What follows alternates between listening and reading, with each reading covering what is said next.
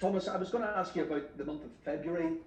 You have a chance to win two trophies. The Champions League is back. With that in mind, how much did the short break just help in terms of re-energizing and recharging the batteries? Well, it helped a lot and was absolutely necessary. As you know, we were the team who played the most matches and had the least break in between matches, and that cost us a lot of energy, and that was absolutely necessary for everybody. So it's great to be back, and it's a busy month ahead of us, and we're looking forward to it. It's good that it's like this. You and your coaching staff this week were pictured having dinner with Marina with a magician there, I believe. I just wondered, to be slightly nosy, who paid for that? What was the magician like? And on a more serious note, did it just kind of strengthen that bond between coaching staff and the hierarchy at the club?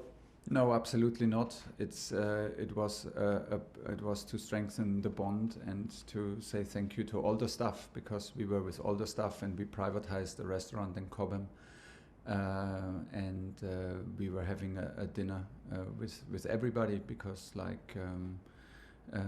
it was the moment to do so, and it was a nice evening out, and the magician was very, very good, and so we had a good evening, and like I said, it was for everybody who works at Cobham, and we were happy to do it. Was good. You've got Plymouth this week. Have you been able to get any of your injured players back for this one?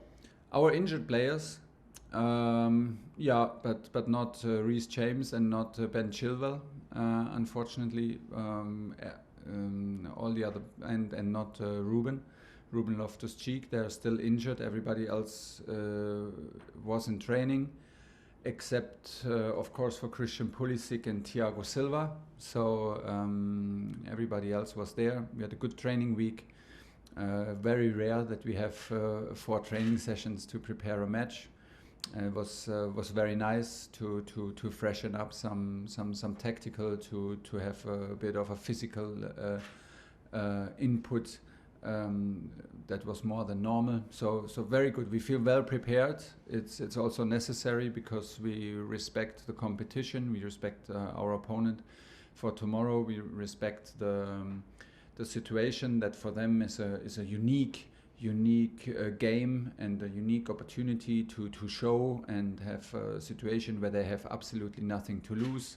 So we have to be prepared for that. And of course, we have now 1 week where we play the FA Cup semi-final, and then hopefully the final in the World Cup. So there is a connection, and we want to be prepared for it from tomorrow on. How close did you come to getting Dembele in the transfer window, and are you satisfied with your January window? Yes. I'm very satisfied because it was a calm window, and to be calm and is always in doubt the best thing. We were open for things. I did not have contact with Ousmane, to answer your question very directly. So there was no contact in winter. There was no contact between us. And a final one on Christian Pulisic. You mentioned him earlier. Played with the US in -16 temperatures, I think it was this week. Have you any conversations with him about that, or what did you make of that? No, I just was aware today. I heard it today and was aware that it was like this today, and it was like I understood that it was like a bit of a revenge from the US to the hot temperatures in Honduras. So yeah, -16. I don't know if I would have been out there coaching. I'm not so good in these kind of temperatures, and the chill factor was even worse. So I'm happy that I was not involved or had to scout this team, maybe even worse, to be on the tribune.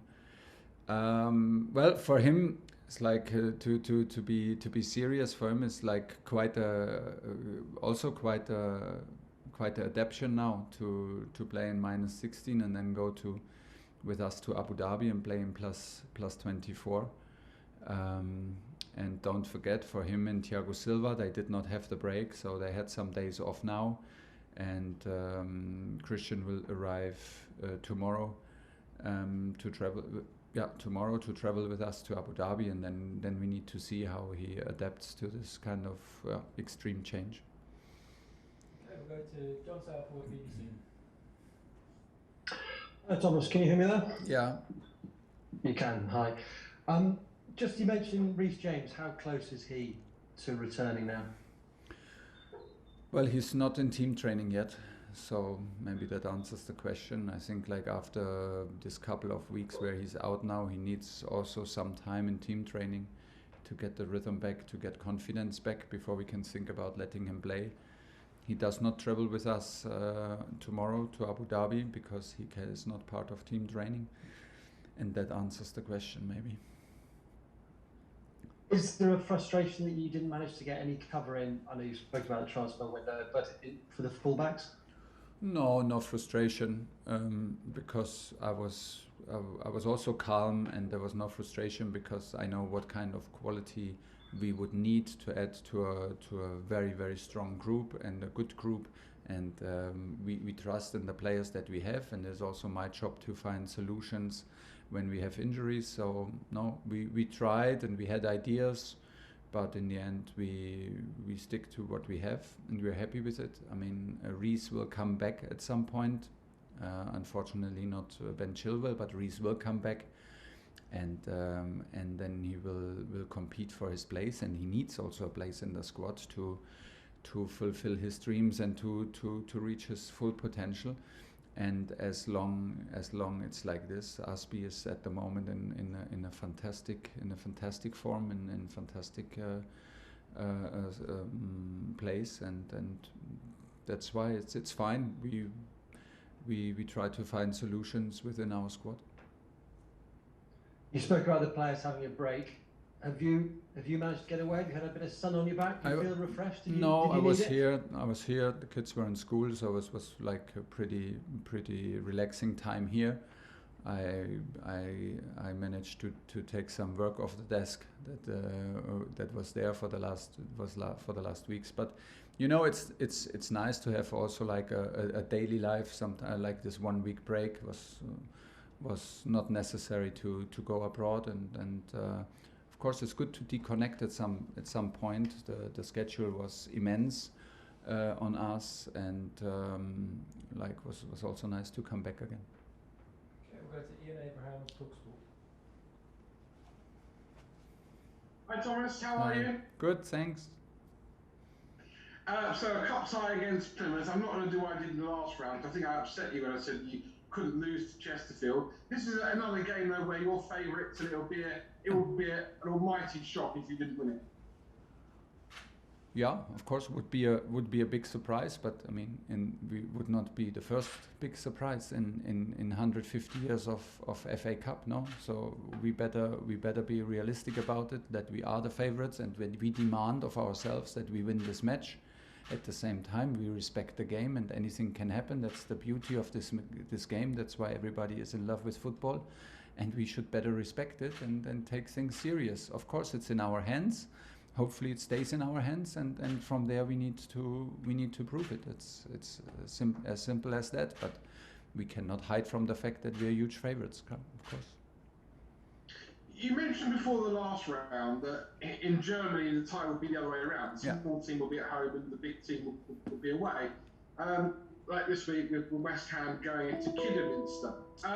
But as you saw with Chesterfield when they came to Chelsea, this competition does give smaller teams a chance to have a fantastic day out at stadiums and against teams which they're never going to get again. Yeah. This is a part that I can see and I can understand, and that I felt also from the team, and they were like after in front of the dressing room and talking to our players, and had the chance to swap a shirt and talk to the players, be in close contact, and to play in front of their support, like in their away supporters, but play at Stamford Bridge. This was a huge boost, and it will be like this for Plymouth, but. Let's be very honest. I mean, we could easily say that it's the best day maybe in their career, but we want to put it into one of the worst days of their career in terms of like we want to beat them, and we want to make things clear, that it's clear that we're the better team, the better side, and we don't want them to have the best time of their life, and we don't want to have them having a very good experience at Stamford Bridge. But how do we do this? We treat them with respect. We will prepare the team, and we will have a strong team on the pitch tomorrow to make it to the next round. The rules are the rules, and I'm happy that we have a home match. Just one more, but if I can, very quickly, just on those two players you mentioned, with Pulisic and Thiago Silva. I know that they had an international window to go and play games, but other teams like yourselves are going to be deprived of playing players this weekend because they've arrived back so late. Does the whole calendar need to be rethought of in terms of allowing players to go and play international games at the expense of their home team, their clubs that play them every week? Yeah, for me, yes, because now it's about quantity and not about quality, and the people want to see quality football, and they want to see the quality players, and for this they need to be fresh, and they cannot be injured, they need to be healthy, and that's why we need a leaner schedule, yeah, and absolutely yes. I mean, we had like in this 1 year now at Chelsea, I think we had 67 matches or something like this. And then if you put on European competition qualifiers for the national players, it's immense, and the effort is huge. So yeah, everybody wants to see the top players. Everybody wants to see top level football, but less is sometimes more. I don't have a solution right here, right now, but the general opinion is clear. Time for 2 more questions in this section. We'll go to Nick Purewell and then finish with Liam Toomey. Thanks, Thomas. How much of a blow is it not to have Reece available for the Club World Cup then? And also just a word on Kenedy. Obviously, you've seen him named in the Premier League squad.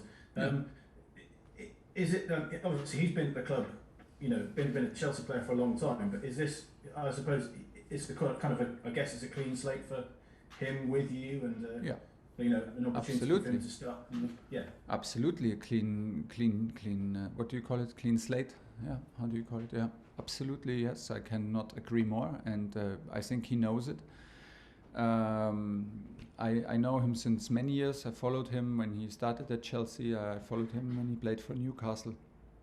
I was was very impressive in the beginning of his career. Very promising.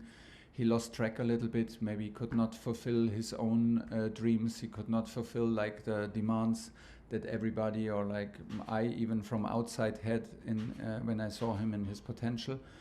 But this is life sometimes, and he gets a second and third chance now to be here. And this is what it is about. It's not about the past. It's not about what happened, what did not happen. He was good in pre-season. He decided he wanted to go back to Brazil to take the chance there, and now we had the situation with Ben, and having Kenny and Emerson on loan, and Kenny was possible, and then I'm happy that he's here. Now is his duty to get fit, and we have to bring him to match fitness, and then he needs some minutes. However, that will work out, and he needs to deserve it. But yeah, he's now part of the group. He's a very nice guy, very, very talented, and let's see where he is, and if he can maybe make it. I think it's a huge opportunity for him, and I'm more than happy to give it to him, and to help it to make the best out of it, to help him. What was the first part of your question? Just about how much of a blow is it not to have Reece available? Well, I'm too long manager to also have a feeling for injuries, and not to get overexcited just by pure dates that are maybe out there when a player can come back. I know that you can have setbacks, and I know it can take long sometimes. It depends, and the injury was a big injury, and I felt it straight away, and the diagnosis was straight away that it's a big injury, and from there okay, we need to be patient. It's hamstring injury. It's always it's always a bit a tricky one. And he is a very, very physical player. Then he unfortunately caught the flu, and this was like the setback in the last week, that he lost days in his process of coming back to the team, and was a bit of a setback for him. But we are patient. We want to have him. We want to have him tomorrow on the pitch, of course, but it's not happening at the moment, and you have to be patient. I know that everybody works hard. I know that Reece himself works hard, and he's in best hands. And from there we go. Okay, and then we'll finish this section with Leo. Hi, Thomas. I just wanted to follow up on Kenedy, if that's okay. You've spoken about the huge opportunity that he has now training with the group. I just wondered, what was your impression of him being in the sessions, in terms of working with him day to day again? And specifically, how viable an option do you think he is for that left wing-back role? I think if we play with a wing-back, he is a perfect role for him, giving his profile and considering his profile as a player. He has a very strong left foot. He's very strong in possessional play. He can shoot and cross very, very precise. And that's more or less it. I mean, he's very, very talented. There was never a doubt about this, and now it's about like having the right mentality and having the right mindset to take this huge opportunity whenever the next step is needed. He will fight for his place, and the others hopefully will take on the fight to not let him take their place away.